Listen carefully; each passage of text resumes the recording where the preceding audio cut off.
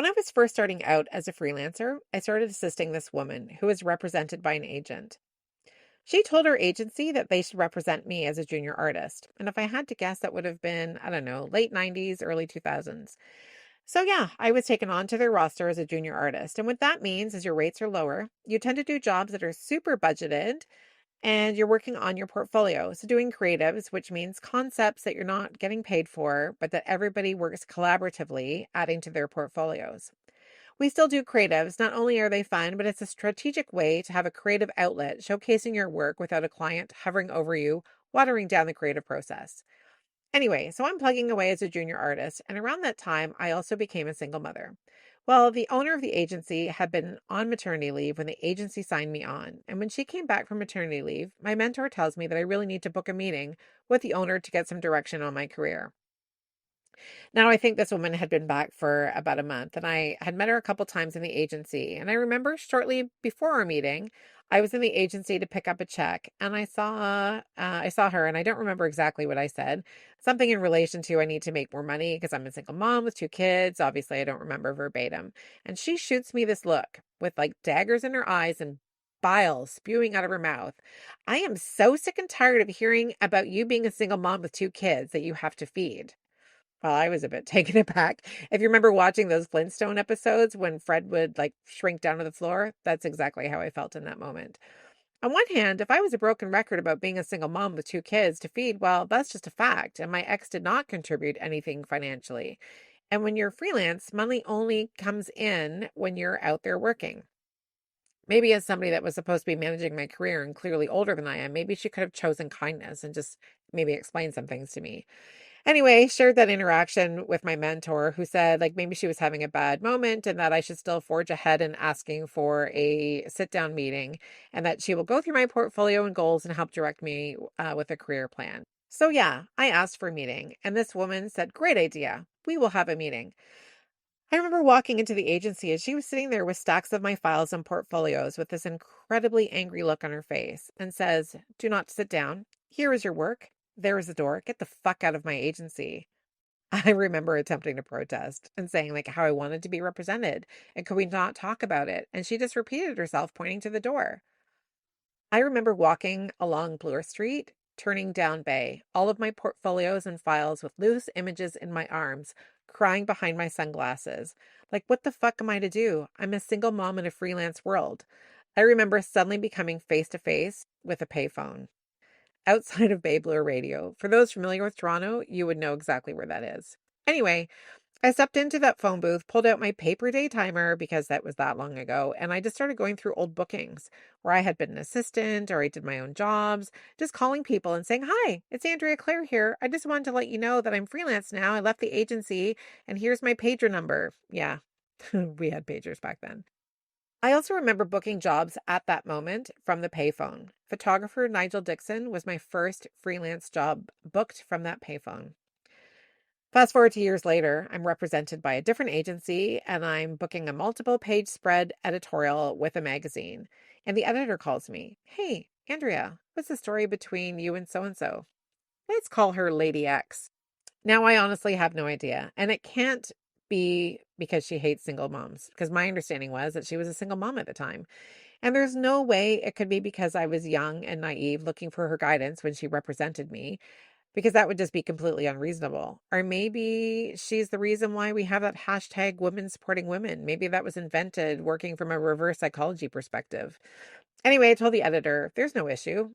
I don't know what you're talking about." Because in my mind, even to this day, I got nothing. I also thought, how can this person hold some anger towards me with no basis? Like I literally did nothing nor say anything whatsoever against her. Her behavior has always shocked me from the very brief time that I had an interaction with her. Anyway, the editor comes back to me and says that Lady X was producing the job and had said, under no circumstances will she ever work with Andrea Claire. That's me. And basically told the editor that it was her or me. Now, the editor told her, "I am so sorry that you feel that way, and I respect it. And if you can't work with Andrea, then I'll get another producer." Lady X decided to do the job. I went into that shoot thinking, you know what? I'm going to be super cordial and do a great job and treat Lady X as I would treat anyone else and just let bygones be bygones. After all, Good people make bad choices. Shout out to my friend Megan, who is a school teacher and a mother who I learned this phrase from. Thanks, Meg. Anyway, the shoot was stunning. Zero issues. Since then, over the years, I've had people say to me, I was talking to Lady X and gosh, she really doesn't like you. And I just think that's so fucked up. And also kind of funny because I literally did nothing. She can't really speak much about me and I can't really speak much about her. Anyway, so fast forward, I'm living in Singapore, and this hairstylist that I know who worked under me for my team for Fashion Week years ago, was in Singapore to launch a Canadian hair care brand there. And we meet for dinner, and we're just talking about the old days back in Canada, reminiscing on projects. I ask her if she's still represented, and she says yes, Lady X. And I just laughed, and I said she hates me. Hairstylist asked me why, and I said I literally have no clue. And she assures me that it can't possibly be the case anymore. There's no way. Offers that she had a call with her later on and was going to ask her, and I told her that I didn't care. Well, I see this hairstylist the next day at her event, and she comes up to me laughing and says, oh, she really hates you, but also wouldn't tell me why. Now, I know a lot of you listening to this, you don't know me, and I can tell you I wear my heart on my sleeve. I overshare, clearly. Let's talk about, hydrogen peroxide in my vagina. Anyway, I just think whatever is going on in this head of hers, Lady X, it must literally be all in her head. Oh, I forgot to mention that when she kicked me out of the agency, she was telling people that I was no longer working in the industry because I found being a single mother working in freelance way too stressful and I couldn't hack it. When they found me and discovered that wasn't true, many people were just telling me what she was saying. Honestly, she would have been better just to do what hair salons do when stylists leave a salon. I don't know where she is working right now, and leave it at that. Oh, okay, so fast forward, I'm at my daughter's high school attending a university fair. This is fairly recently, and I feel someone staring at me. You can just feel the weight of someone's gaze. I look around and literally standing in the middle of the gym is this older woman shooting daggers at me from her eyes. And I honestly did not recognize her. And I'm definitely not trying to be a bitch. Honest to God, I thought, why is someone's grandmother like have it in for me? Like, why are they giving me these dirty looks? Anyway, the next week or so, I was volunteering during the school's parent-teacher meetings, and the musical theater program had a fundraising booth set up. I'm standing there and I'm talking to a bunch of parents and some of the kids, and I see this grandma walk by. Honestly, it was like a scene from a Hollywood movie because I swear everything around us started to slow down and get blurry as she's walking by me with this weird smirk on her face and that dagger look in her eyes. And I'm like, who is this lady? Yeah, it was her. I didn't realize it until she passed through the vestibule. And then all of a sudden it was like, oh my God, it's Lady X. And I laughed thinking like, why the fuck am I holding so much space in your head for no fucking reason? Now, I've become friends with some of the parents at the school, as you do, and one of the parents is having ladies' night at her place. There are some new faces there, and I'm telling the story of Lady X, and one woman says, oh, that Lady X is actually a very good friend of mine, and she would never behave this way. And I said to her, well, I don't know how to break it to you, but your friend absolutely behaves this way. I might have used the C word. I've told the story so many times over the years, and I've gone through so many different emotions about it. Like, obviously, at first, I was really upset because somebody that has that kind of power to halt your income and try to blackball you in an industry that you're only getting your foot in the door, it's okay. Like, we don't have to like each other in this world, of course, but to go so far as to try to sabotage someone's livelihood, like, that's just fucking evil. I don't really think about this person ever until someone else brings them up to me. And I guess it's just because, recently with my daughter's high school events and stuff, like that's why it's fresh in my mind. And I really wanted to share this story. I feel like she thinks about me probably way too often. I really hope that she finds peace. And I feel like there's so many messages in the story, both for the younger generations and the older generations. I think ultimately, any power you hold, use it for good and not for evil. It's kind of easy in life to just choose not to be a bitch.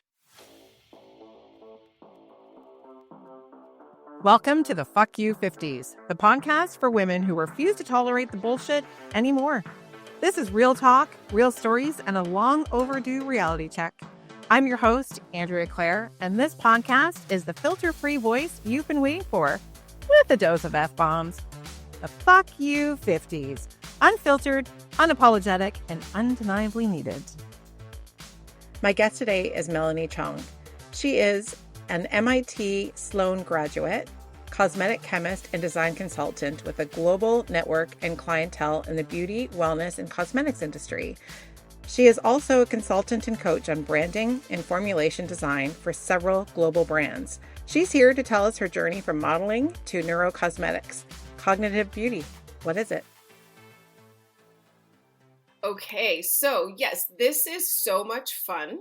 I'm glad that we're doing this. And, I love what you stand for and all the things that you post, and it's good vibes.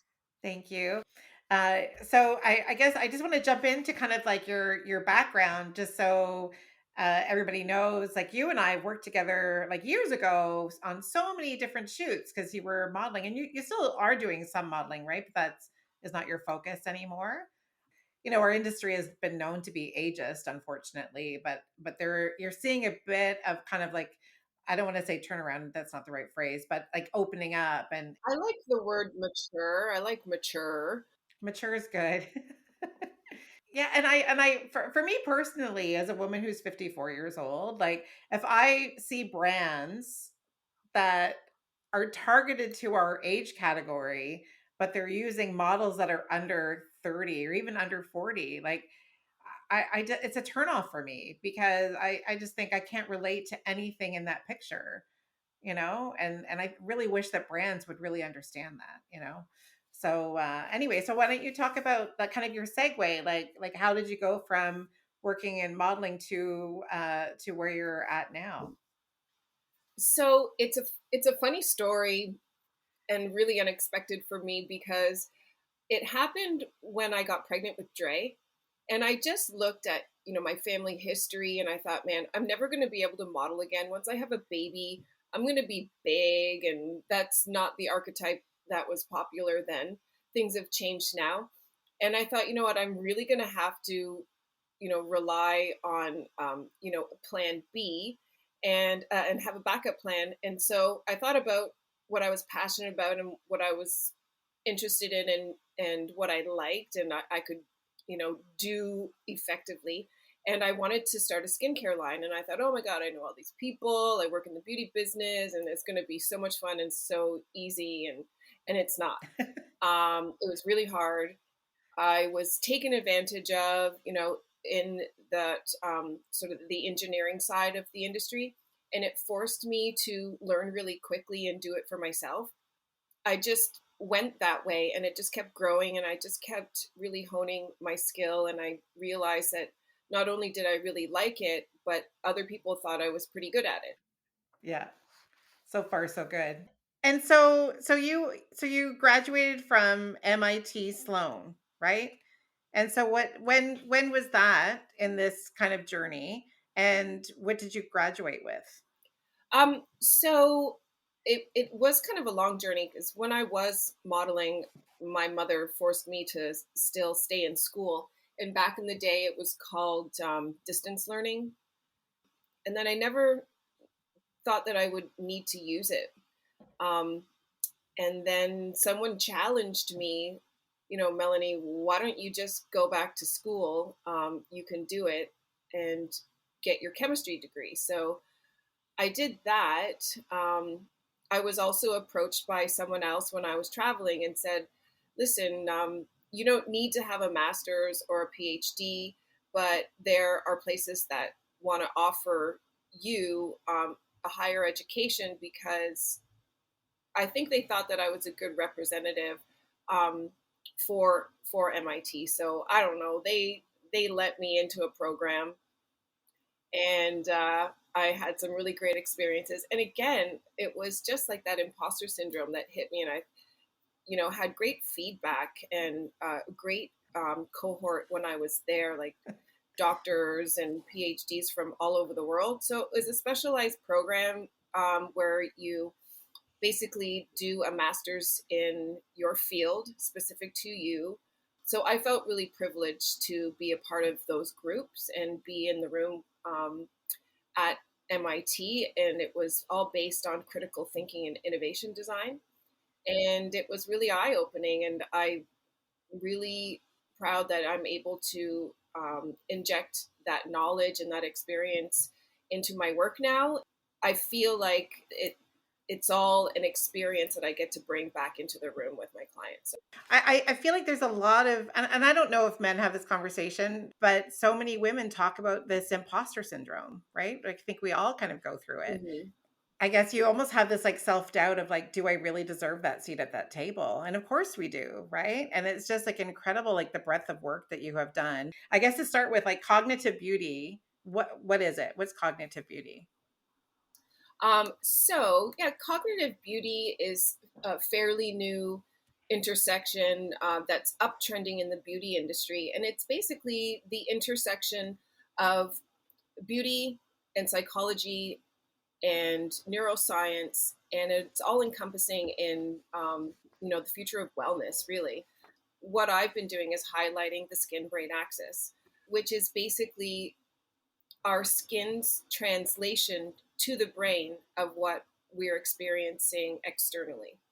Um, so whether it be touch, temperature, or emotions, which affect our neurosystem and even our musculature. So it's very broad, it's very complex, but what it comes down to really is that everything that we feel and we experience, whether you know it or allow it, it's always going to be reflected in your face and in your skin.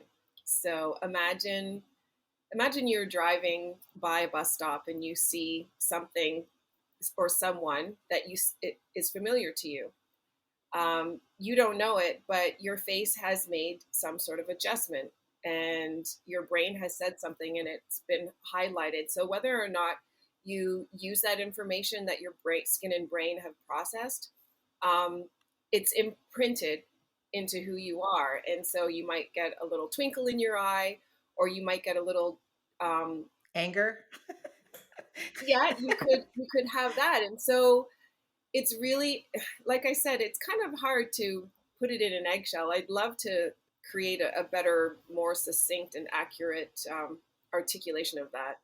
Well, and I wonder too, because you have such that strong science background, so to kind of translate it to like layperson terms, maybe just more conversations with like people like me, maybe we're able to pull some of those kind of thought process out. Like, so one of the things I like kind of think about with your explanation there is like, so you talk about like facial anatomy and neurobiology, and you mentioned that the face being the most expressive and communicative part of our body. And traditionally, yes, but I mean, now that we see a lot of people that are getting fillers and Botox, does that influence that? And just like, I guess, like, does it affect those kind of patterns? Yeah, and that's a really interesting question. Oftentimes, the manifestation of our emotions and our external experiences, they end up in our faces, in creases, in laugh lines, in frown lines. So if we're practicing these type of emotions and they're leaving their lasting impression on our skin, sometimes people want to change that because they want to fit a standard that's influenced by media and the things around us. And so if you do Botox, obviously it's a neurotoxin and it's going to freeze your face. It's going to freeze the things that you might not want to do, like frown, and maybe curb the ability to continue to maintain those facial musculature habits. So I don't find that that's a bad thing. If someone's doing it because they want to resculpt the shape of their face because they want to look new, you have to look deeper at the psychology of that person. And so some people are really great at sculpting their own faces, and some people are very apparently trying to hide something that is, again, affected by your psychology and your neurology, and it's manifesting on their face. So you can't always hide um, major insecurities or body dysmorphia. There's just something that's apparent when someone is so obsessed with the sculpture of their face that they're trying to hide something. There's a difference between the enhancing and the hiding. I'm not against Botox, but I think that really leaning in on our mental wellness can, you know, bridge the gap between the Right. even like the self misunderstanding and other people misunderstanding why you do that. Yeah, I agree. And you know, I read your book last night, which is fantastic. I only needed to Google a few words. Aw. Phew. Well, I'm working on the subtitles and everything to help people because I've got that feedback. So let's just say this book is in beta, and it's probably, I'm hoping, going to be a better asset to people, a better learning tool. Yeah, absolutely. I mean, I think it's great, but I really love how you broke down because it makes it like so simple for everybody. Like peptides, like they stimulate your collagen production. Retinoids, they promote cell turnover. Hyaluronic acid boosts hydration, and then the neuropeptides modulates skin brain interaction. And that was like, okay, I don't understand that one. That one I didn't get. Well, neuropeptides are going to be huge in the industry. And this intersection between psychology and beauty, I believe, is going to be such an amazing gateway for people to understand and grow, and how they can manifest their happiness and allow themselves to look better and feel better, from the skin to within, so to speak.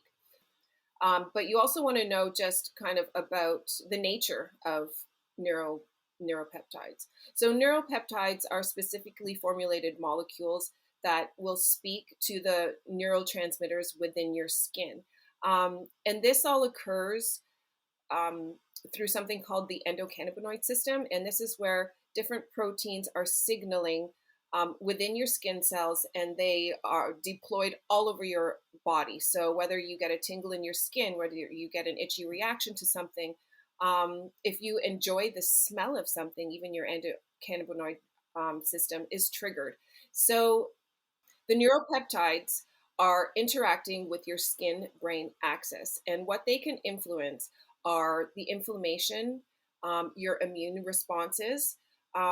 They can also help to regulate pain within your skin, itching, and something called vasodilation, which is any redness or sometimes spider veins. So if you have a reaction, and like I said, sometimes these reactions can come from, anxiety, psychological reasons, and they can also be external.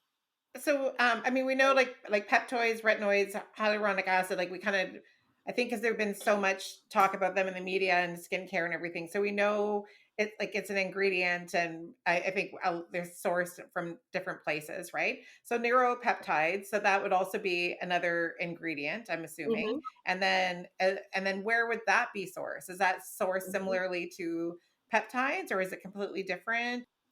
Well, so far, what I've experienced is that they're finding these peptides within natural sources, so plants.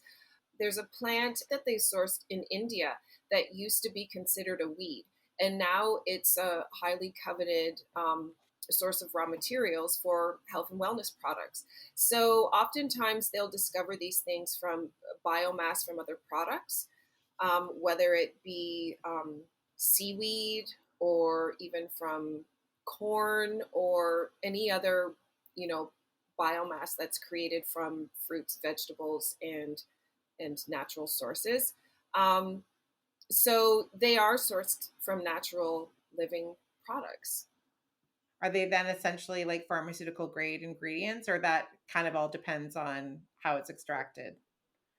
Well, the pharmaceutical grading comes much later, so it's basically a category. So it doesn't, just because something is called pharmaceutical grade, it's meant that it's gone through some rigid testing. It doesn't mean that the product has changed from its origin. So you can have a product, an extract that is considered a peptide, and it works just the same way as if someone said pharmaceutical grade. It's the exact same thing. It just means that it's gone through regulatory testing to achieve that label. So, pharmaceutical is a labeling as long as that product meets the requirements. And I guess to kind of go through all that testing, that also probably has a big dollar attachment to it as well, right?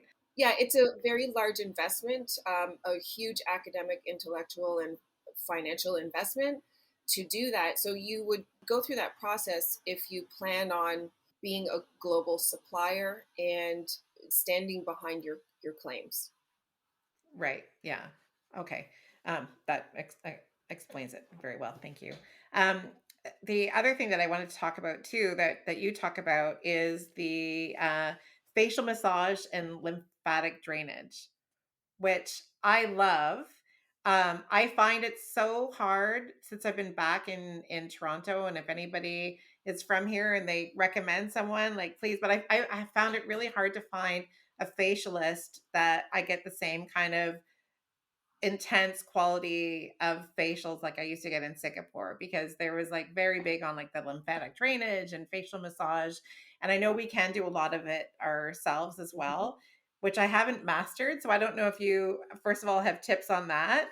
Um, but I feel that, like, I've noticed online when I was kind of doing some research for our conversation, that there are some skeptics about this whole like neurocosmetic. I think from reading your book and understanding this, that I was probably already experiencing some of that neurocosmetic, uh, just with the massage, like the facials and stuff I was getting in Singapore, that you definitely see the difference. Like when you're spending that kind of time on your skin, uh, I feel like I look older moving back to Canada than when I was living in Singapore. But aside from facial massage and lymphatic drainage, what's your kind of take on all that? And do you have any good tips on how we can do it ourselves?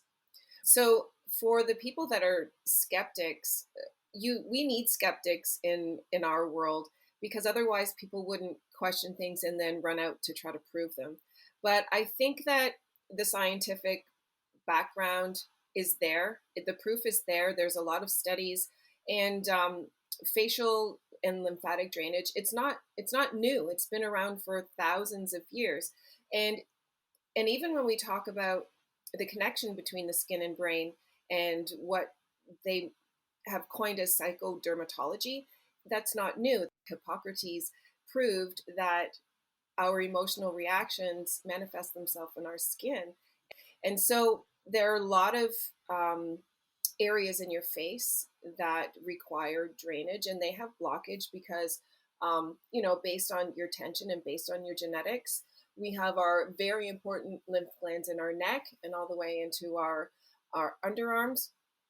So I feel that lymphatic drainage of the face is really important because these are some key areas, and you can definitely have blockages. So I believe that, all the areas of the face need lymphatic drainage. I would say definitely just find those little trigger points. And I don't believe that facial massage for everyone. It's not a clinical perfect science. It's something that you have to discover within yourself, and it helps to improve the flora of your own microbiome of your skin. Yeah. And your circulation and everything too, right? I would go frequently to get gua sha facials in Singapore. And I've never mastered doing the tool myself because I find it's almost like a little bit painful. And which is Mhm. funny that when someone else does it, they don't know what you're feeling, but there's obviously a technique to it, right? And definitely when you talk about like how you can see like anytime if somebody is unwell or they're going through some amount of stress, anxiety, you see that on the skin for sure. So when I was reading through your beta book, you definitely, like, a lot of it really resonated.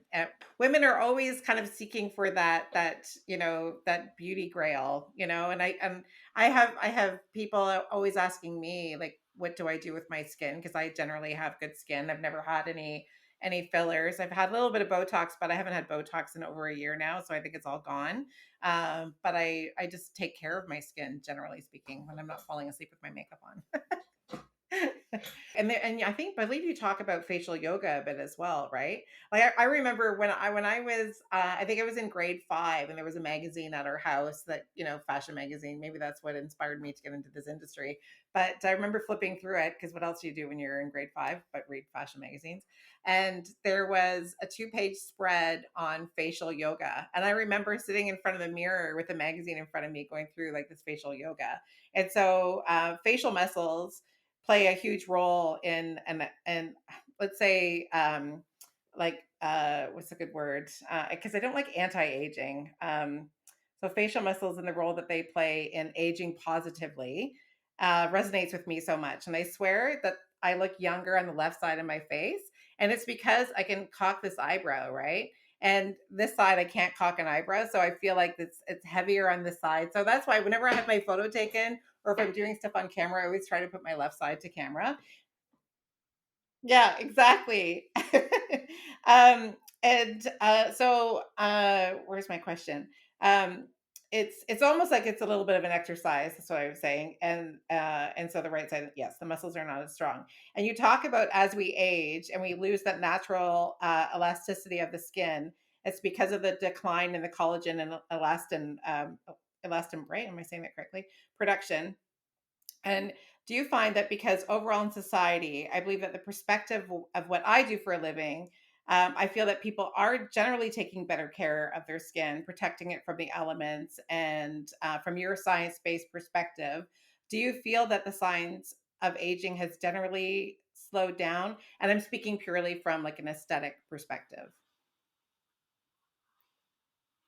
Yeah, I would say that based on the body of knowledge that we have about aging now, there's so many labs out there that are obsessed with anti-aging, improving the quality of your skin and the health of your skin.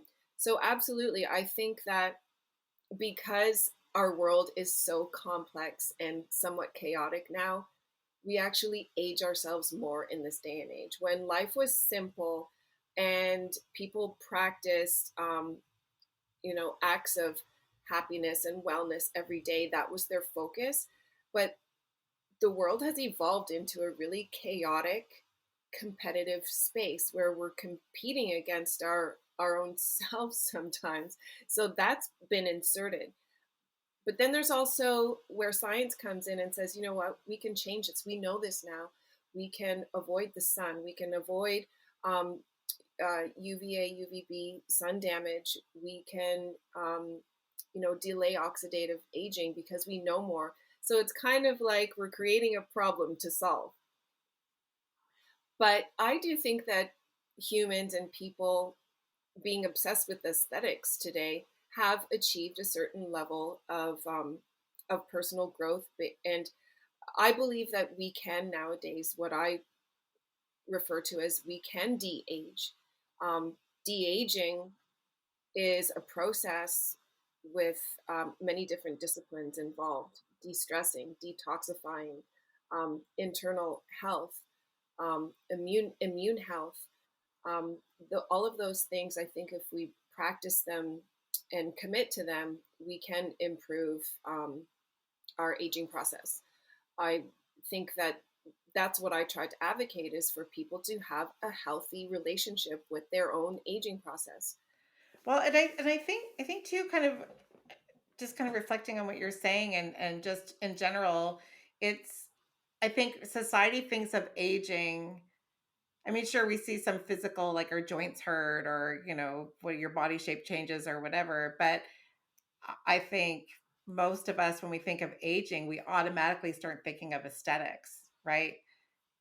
The outward appearance of that aging. Whereas you're talking about how it's all combined, it's not just outward, it's inward as well. And we have to kind of really take a moment to think about that and just self-reflect on what we can do to be healthier inside and out. Yeah, I think that, as consumers, but also within this circle, we have some experts here. Like, we've worked in beauty and, the media markets for so long, and we've seen how the archetypes for beauty have evolved. And has it become a little bit twisted, based on uh, certain groups of people pushing their own expectations on others, and then the rest of the population seeking to achieve, being something that they're not. So it's really about peeling it back. And I think, with wisdom comes growth. And I think, I really want to have an impact on our industry to um, bring beauty intelligence to people so it can have lasting effects and healthful effects. If you had to summarize to somebody from your perspective, if, I guess maybe almost like the future of that cognitive beauty. Um, yeah, I think that, it's going to be a growth journey, and I think it's going to be fun for a lot of people. It's definitely fun for me to comprise all this information and try to allow people to understand where the science is meeting the marketing and where it's meeting the human aspect of things. So it's really, emerging ourselves into the many different disciplines of wellness that are involved and how they do manifest in our skin, whether it be through the texture of your skin or the happiness or the sadness that you can see in someone's face. And it's a really intricate interplay between the mind and the skin, where your radiance and your individuality and your authenticity start, within your mind, and they make its way through the brain's neural pathways and manifest on the skin's surface in so many different ways. You can sit in front of a person silent and just stare at their face for 20 minutes. And I'll tell you, there's probably so many stories that you can come away with without ever exchanging a word. And that's just through the magic of your facial expressions. I think it's really fascinating. And I don't want to say that I'm an expert on any of that, but really this is, a communal journey for me to help, build out um, our aesthetic, our beauty intelligence for the benefit of holistic wellness. I love that. So much great information. I think definitely we could aim to do a part two down the line. And once we kind of release this episode, I would love to invite a lot of the listeners to maybe like drop questions because I'm sure a lot of people will have questions, which then would kind of help kind of form another conversation. And so are you because again, like looking on your website, like do you work with other brands as well, or what's kind of your big focus right now? So I do. I work with a lot of different brands, and I'm kind of a revolving door of different brands coming in and out. So depending on the stages that they're in, I've developed companies from concept to product launch. I've either created original formulations or improved formulations for them to become more sustainable, more green, or more circular. But I work with lots of different brands on different levels. From having the experience being in the marketing industry and the beauty marketing industry for so long, I can consult on a lot of different levels. So whether it's from the aesthetics of the product and the presentation and the packaging to what's deep inside, and how your ingredients are going to last on the market for a long time. I want to bring brands and beauty brands longevity in the market. Is there any kind of one ingredient that you think everyone should be looking for right now? Well, I'm really excited about these neurocosmetics, and I'm definitely going to be talking about more specifically about the origins of them, as we're still formulating our own brand strategy here, and the labs are working on stuff nonstop. We're growing, and we just want to be the leader in bringing neurocosmetics and their benefits to an awaiting audience. I think that the development of peptides for the skin have gone in an amazing, crazy direction that we can actually see clinical results. And I know you don't like the word anti-aging because I don't like it either, but we use the term de-aging. So you can actually improve your skin through topical applications now, and it's being proven. It's being proved. I guess that also kind of goes with that old saying of like it's never too late to start with great skincare, right? It's never too late. I mean, there's a lot that you can do with topical applications now, and now that things have been specifically formulated for the facial area for aesthetic benefit, um, we're seeing a lot of products being tested for the market soon. So oftentimes I may have the opportunity to visit labs where they're doing clinical testing for products to improve fine lines, dryness, hydration, and whatnot, all of those aspects that we're trying to fight. And oftentimes those products might be 5 to 10 years from ever seeing the market. So it's very interesting to see, people's concepts come to life and actually see, the commercial audience benefit from it. Oh, I can't wait. Do you know when your ETA is for your product line? The official launch will be 2026, but we're going to be putting products out, testing them in different environments all year this year. So, but I still have my line of serums that are available that are definitely amazing peptide de-aging products. So that's still available, and as we're starting to get a lot more exposure based on our work with neurocosmetics. A lot of the other marketing benefits have kicked in as well. So exciting. So why don't you share like what your brand is like for your serums? And I'm assuming people can buy it from your website. Yes. The best place to find our products is on Instagram. So I love talking about my serums because they are, de-aging serums, and there's 4 highly inspiring formulations. One from Canadian Wildcraft, so people are loving Canadian products right now. So the longevity serum is an amazing formulation from ginseng root extract, maple sugar extract, and we have a program. It's the 28-day program that you're going to see at least a 10 to 20% improvement in fine lines, dryness, texture, and tone of your skin. So we love that. And also in that same family of streamlined products, we have an orchid-based serum, which is made from orchid extracts from upcycled orchids from all around the world. And so orchids, as you know, are amazing for anti-aging. They improve any UV damage that may have been caused in your skin. So if you're concerned with exposure to the sun, or if you've had exposure to the sun, the orchid serum is perfect for that. And then we have one that has mushroom origin, so it's an adaptogen serum, which I love. And then we have another one which is still considered sort of our luxe serum, and it's not available all the time because it contains 24 karat gold in it, but that is our Luminate serum, which the origins are marine-based ingredients, so ingredients from seaweed, kelp, and bladderwrack, and fermented products. So that one I also love when we can get our hands on it. So yeah, that's the current serum story. Okay. So that's great. And also now I feel like I need to have one of your serums.